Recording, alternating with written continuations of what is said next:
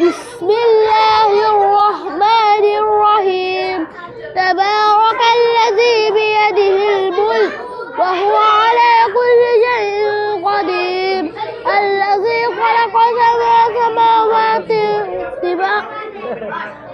খালাকাল মাউতা ওয়াল হায়াতা লিয়াবলুয়াকুম মানে তো থাকবো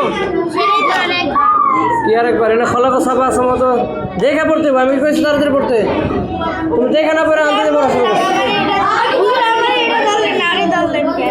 একজনের তেল তো ঠিক নাই। এই ইয়ে করে ইয়ে কই দেখো